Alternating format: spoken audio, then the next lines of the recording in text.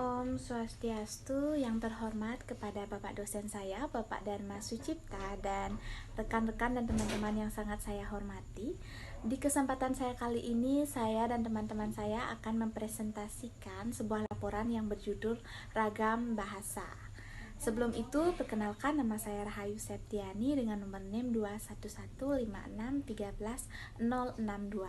Presentasi saya kali ini akan dilanjutkan oleh teman saya.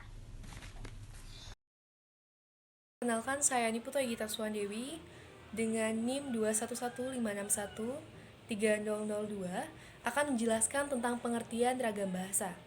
Yang pertama, pengertian ragam bahasa. Ragam bahasa adalah variasi bahasa menurut pemakaian yang berbeda-beda menurut topik yang dibicarakan, menurut hubungan pembicara, menurut kawan bicara, dan juga menurut orang yang dibicarakan. Namun, seiring berkembangnya zaman, masyarakat kini mengalami perubahan sehingga bahasa yang digunakan juga akan mengalami perubahan. Perubahan yang dialami yaitu variasi-variasi bahasa yang dipakai sesuai dengan keperluannya.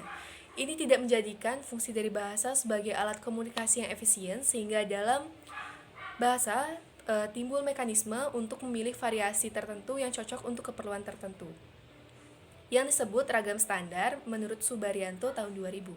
Salah satu pengertian ragam bahasa menurut para ahli yaitu ragam bahasa menurut Bahman 1999.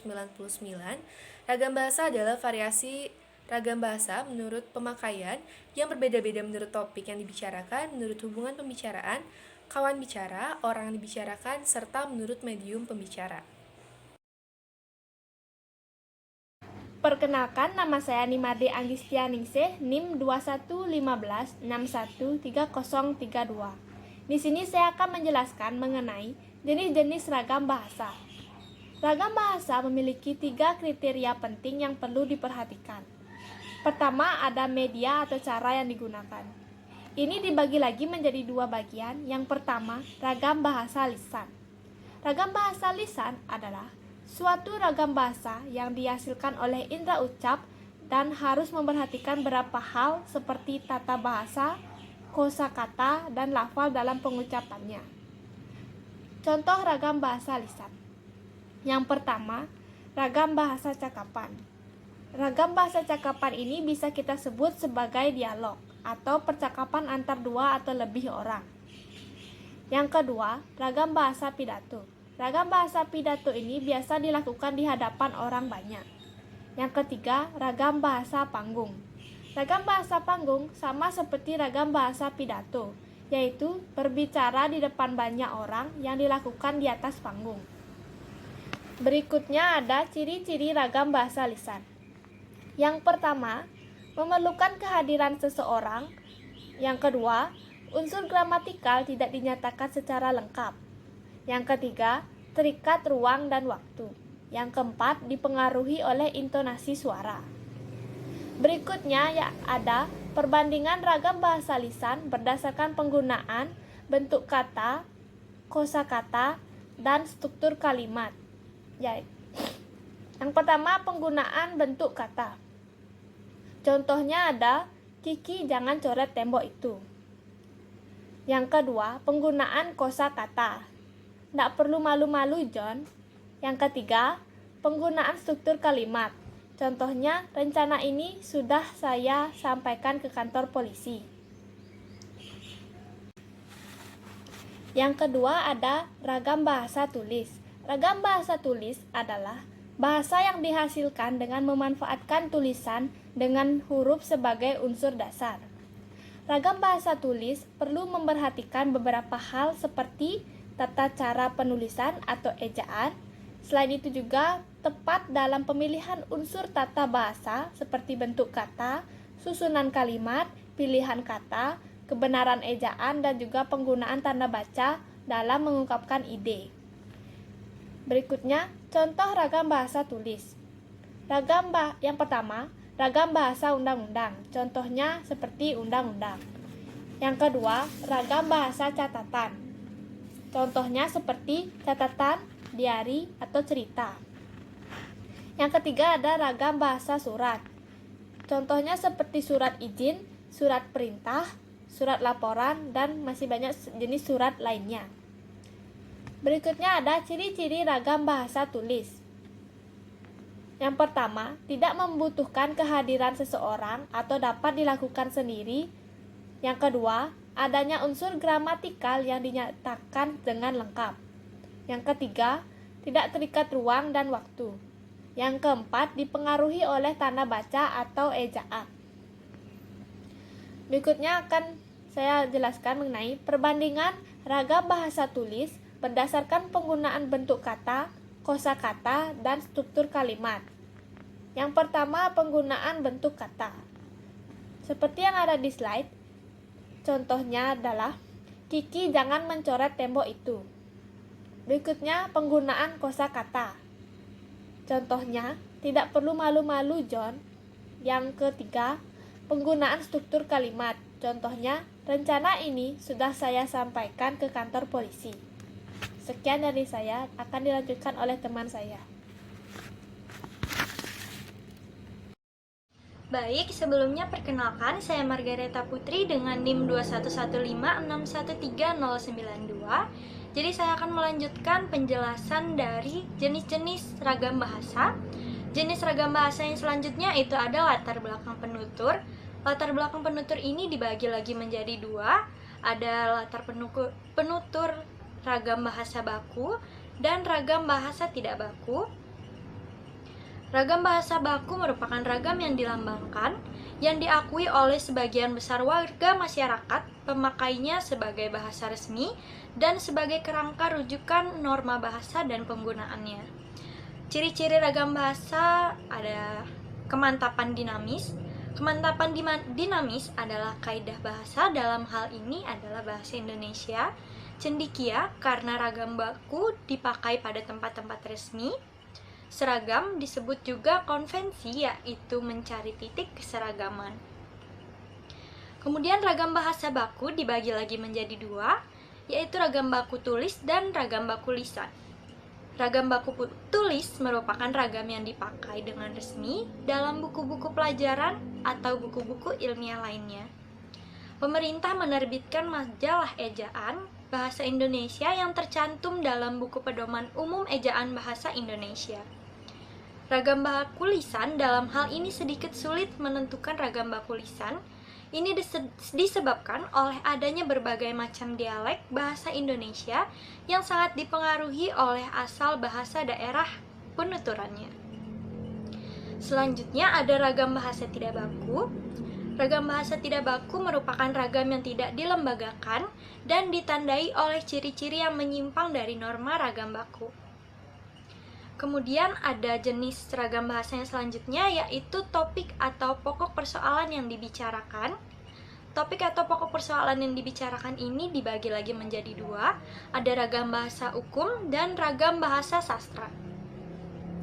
Dibagi menjadi tiga, ada ragam bahasa hukum, ragam bahasa sastra, dan ragam bahasa jurnalistik. Ragam bahasa hukum merupakan bahasa politik atau hukum berisi kebijakan yang dibuat oleh pengusaha dalam rangka menata dan mengatur kehidupan masyarakat. Salah satu ciri khas bahasa hukum adalah penggunaan kalimat panjang dengan pola kalimat luas. Kemudian ada ragam bahasa sastra, yaitu memiliki sifat atau karakter subjektif, lentur, konotatif, kreatif, dan inovatif.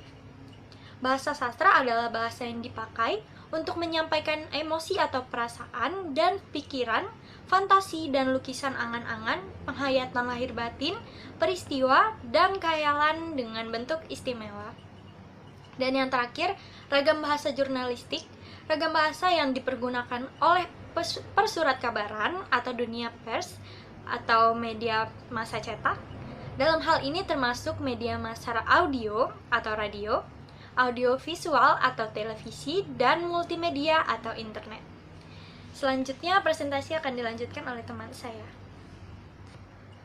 Terima kasih atas waktu yang telah diberikan kepada saya. Saya di sini akan melanjutkan presentasi dari teman saya. Di presentasi saya kali ini, saya akan menjelaskan tentang faktor penyebab terjadinya ragam bahasa dan fungsi dari ragam bahasa itu sendiri.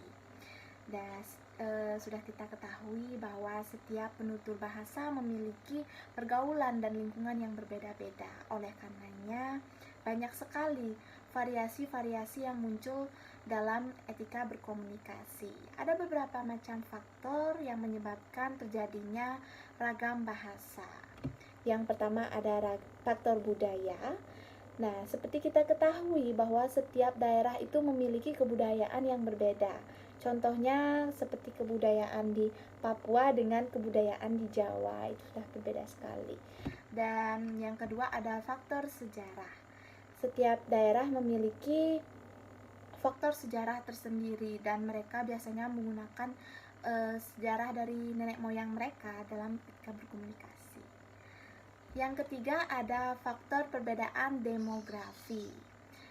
Seperti halnya dengan orang yang bertempat tinggal di daerah pegunungan dan orang yang bertempat tinggal di daerah pantai, mereka menggunakan intonasi atau nada yang lebih tinggi dibandingkan dengan orang-orang yang bertempat tinggal di daerah perkotaan.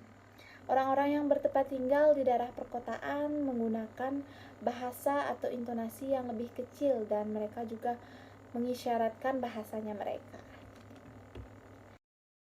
Adapun fungsi dalam bahasa Indonesia. Nah, fungsi itu dibagi menjadi dua, ada fungsi umum dan fungsi khusus.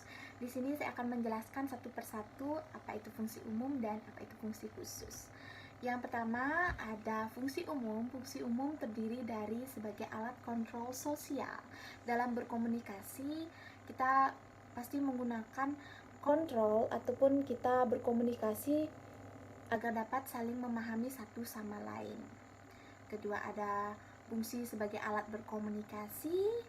Yang ketiga ada sebagai integrasi dan adaptasi sosial. Seperti kemampuan berintegrasi dan beradaptasi ini dibangun melalui aturan verbal dan non-verbal. Bahasa sebagai sarana ekspresi diri. Melalui bahasa kita dapat menyatukan dan terbuka segala sesuatu tersirat dalam hati dan pikiran kita. Demikian ada hal yang ingin kita sampaikan, jadi bisa diterima oleh siapapun. Setelah itu fungsi khusus. Fungsi khusus yaitu untuk mengadakan hubungan dan pergaulan sehari-hari.